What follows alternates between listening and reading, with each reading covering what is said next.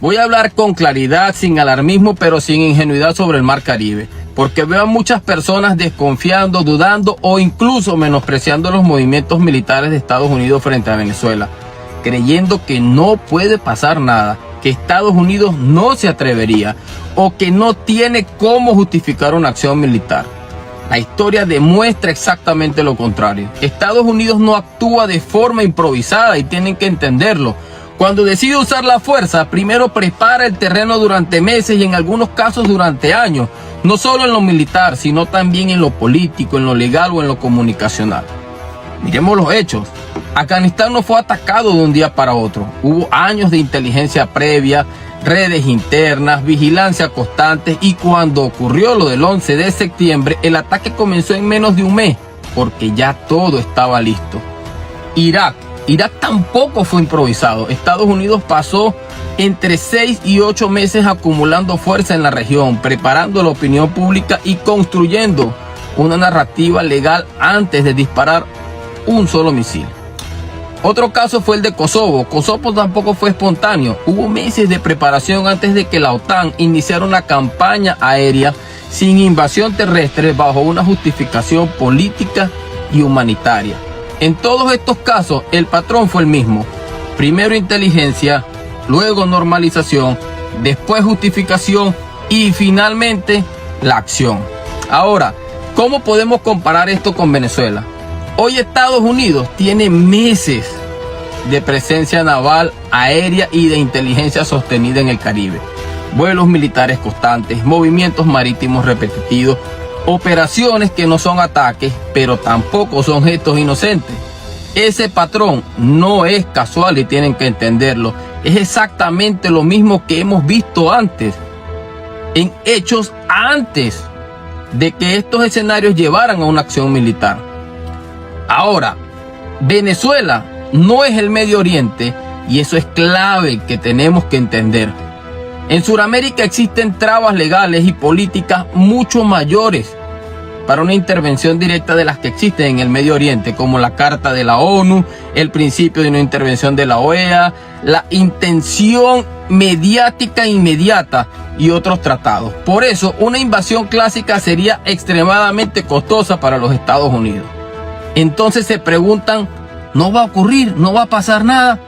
Aquí hay algo que cambia el juego, que es la denominación del Cartel de los Soles como una organización narcoterrorista y la del Tren de Aragua como una organización terrorista.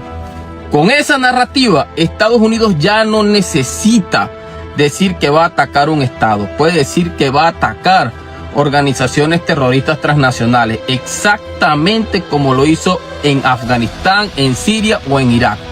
Ojo, esto no elimina los tratados internacionales, pero crea una zona gris legal que permite ataques selectivos, operaciones encubiertas, interdicciones marítimas y acciones militares limitadas sin declarar la guerra formal. Esto no es teoría, esto es doctrina aplicada. Ahora veamos el contexto regional. Sudamérica es una región que no ha tenido guerras desde 1995, cuando ocurrió la guerra del Cenepa entre Ecuador y Perú. Y antes de eso, la guerra de las Malvinas, que fue en 1982. Desde entonces no ha habido conflicto armado entre naciones sudamericanas. Sudamérica no es el Medio Oriente, es una región de estabilidad estratégica que a Estados Unidos le ha convenido mantener así, lejos del conflicto de su propio vecindario. Precisamente por eso, una acción militar aquí requiere mucha más preparación, más justificación y más normalización previa. Y ahí entran las estrategias que estamos viendo hoy. Disuasión con presencia militar constante, normalización con ejercicios repetitivos, inteligencia persistente, que no es solo vigilar, sino medir los tiempos de reacción, estudiar respuestas o mapear capacidades reales. La desensibilización, que aquí es muy importante. Ahora, aquí hay algo que quien ha sido militar entiende perfectamente. No todas las operaciones militares son iguales. Existen operaciones de respuesta rápida que se ejecutan cuando una unidad es atacada directamente. Pero existen otras que llevan mucho más tiempo por su complejidad, que requieren meses o incluso años de preparación, porque no responden a un ataque puntual, sino a un objetivo estratégico mayor. Venezuela no está en un escenario de respuesta inmediata, está en un escenario de preparación estratégica profunda. Y en ese proceso hay algo que muchos no entienden. No importa cuánto pierda la población venezolana la fe, la esperanza o la credibilidad. Eso no debilita una estrategia militar como la de Estados Unidos. De hecho, la favorece. Porque la fe no es una estrategia militar. La esperanza no es una doctrina militar. La emoción de una población no detiene operaciones militares. Las verdaderas estrategias de guerra son la superioridad de inteligencia o el control del espacio aéreo y marítimo, la preparación legal y la narrativa internacional, la disuasión sostenida, la normalización de la presencia militar, que es lo que estamos viendo, y el aislamiento progresivo del adversario, el desgaste psicológico del enemigo y del mando del enemigo, y el control del tiempo, que siempre favorece a quien tiene el poder. Y cierro con esto. Un buen estratega militar no se define por la batalla que libra, sino por el terreno que prepara antes de que la batalla exista. Estados Unidos no improvisa. Lo que estamos viendo no es casual.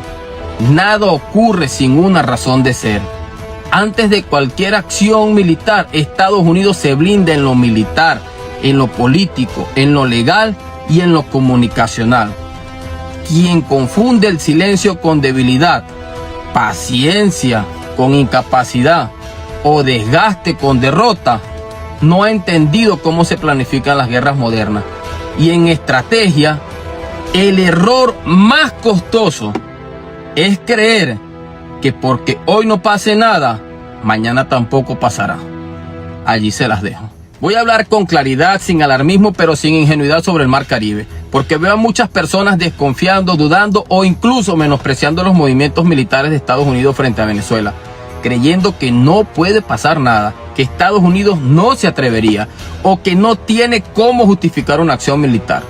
La historia demuestra exactamente lo contrario. Estados Unidos no actúa de forma improvisada y tienen que entenderlo. Cuando decide usar la fuerza, primero prepara el terreno durante meses y en algunos casos durante años, no solo en lo militar, sino también en lo político, en lo legal o en lo comunicacional. Miremos los hechos. Afganistán no fue atacado de un día para otro. Hubo años de inteligencia previa, redes internas, vigilancia constante, y cuando ocurrió lo del 11 de septiembre, el ataque comenzó en menos de un mes, porque ya todo estaba listo. Irak tampoco fue improvisado. Estados Unidos pasó entre 6 y 8 meses acumulando fuerza en la región, preparando la opinión pública y construyendo una narrativa legal antes de disparar un solo misil. Otro caso fue el de Kosovo. Kosovo tampoco fue espontáneo. Hubo meses de preparación antes de que la OTAN iniciara una campaña aérea sin invasión terrestre bajo una justificación política y humanitaria. En todos estos casos, el patrón fue el mismo. Primero inteligencia, luego normalización, después justificación y finalmente la acción. Ahora, ¿cómo podemos comparar esto con Venezuela? Hoy Estados Unidos tiene meses de presencia naval, aérea y de inteligencia sostenida en el Caribe. Vuelos militares constantes, movimientos marítimos repetitivos, operaciones que no son ataques, pero tampoco son gestos inocentes. Ese patrón no es casual y tienen que entenderlo. Es exactamente lo mismo que hemos visto antes, en hechos antes de que estos escenarios llevaran a una acción militar. Ahora, Venezuela no es el Medio Oriente y eso es clave que tenemos que entender. En Sudamérica existen trabas legales y políticas mucho mayores para una intervención directa de las que existen en el Medio Oriente, como la Carta de la ONU, el principio de no intervención de la OEA, la intención mediática inmediata y otros tratados. Por eso, una invasión clásica sería extremadamente costosa para los Estados Unidos. Entonces se preguntan, ¿no va a ocurrir? ¿No va a pasar nada? Aquí hay algo que cambia el juego, que es la denominación del Cartel de los Soles como una organización narcoterrorista y la del Tren de Aragua como una organización terrorista. Con esa narrativa, Estados Unidos ya no necesita decir que va a atacar un Estado, puede decir que va a atacar organizaciones terroristas transnacionales, exactamente como lo hizo en Afganistán, en Siria o en Irak. Ojo, esto no elimina los tratados internacionales, pero crea una zona gris legal que permite ataques selectivos, operaciones encubiertas, interdicciones marítimas y acciones militares limitadas sin declarar la guerra formal. Esto no es teoría, esto es doctrina aplicada. Ahora veamos el contexto regional. Sudamérica es una región que no ha tenido guerras desde 1995, cuando ocurrió la guerra del Cenepa entre Ecuador y Perú. Y antes de eso, la guerra de las Malvinas, que fue en 1982. Desde entonces no ha habido conflicto armado entre naciones sudamericanas. Sudamérica no es el Medio Oriente, es una región de estabilidad estratégica que a Estados Unidos le ha convenido mantener así, lejos de los conflictos de su propio vecindario. Precisamente por eso, una acción militar aquí requiere mucha más preparación, más justificación y más normalización previa. Y ahí entran las estrategias que estamos viendo hoy. Disuasión con presencia militar constante, normalización con ejercicios repetitivos, inteligencia persistente, que no es solo vigilar, sino medir los tiempos de reacción, estudiar respuestas o mapear capacidades reales. La desensibilización, que aquí es muy importante. Ahora, aquí hay algo que quien ha sido militar entiende perfectamente. No todas las operaciones militares son iguales. Existen operaciones de respuesta rápida que se ejecutan cuando una unidad es atacada directamente. Pero existen otras que llevan mucho más tiempo por su complejidad, que requieren meses o incluso años de preparación, porque no responden a un ataque puntual, sino a un objetivo estratégico mayor.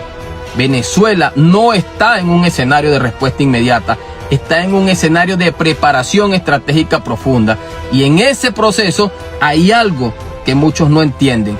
No importa cuánto pierda la población venezolana la fe, la esperanza o la credibilidad. Eso no debilita una estrategia militar como la de Estados Unidos. De hecho, la favorece. Porque la fe no es una estrategia militar. La esperanza no es una doctrina militar. La emoción de una población no detiene operaciones militares. Las verdaderas estrategias de guerra son la superioridad de inteligencia o el control del espacio aéreo y marítimo, la preparación legal y la narrativa internacional, la disuasión sostenida, la normalización de la presencia militar, que es lo que estamos viendo, y el aislamiento progresivo del adversario, el desgaste psicológico del enemigo y del mando del enemigo, y el control del tiempo, que siempre favorece a quien tiene el poder. Y cierro con esto. Un buen estratega militar no se define por la batalla que libra, sino por el terreno que prepara antes de que la batalla exista. Estados Unidos no improvisa. Lo que estamos viendo no es casual. Nada ocurre sin una razón de ser. Antes de cualquier acción militar, Estados Unidos se blinda en lo militar, en lo político, en lo legal y en lo comunicacional. Quien confunde el silencio con debilidad, paciencia con incapacidad o desgaste con derrota, no ha entendido cómo se planifican las guerras modernas. Y en estrategia, el error más costoso es creer que porque hoy no pase nada, mañana tampoco pasará. Allí se las dejo.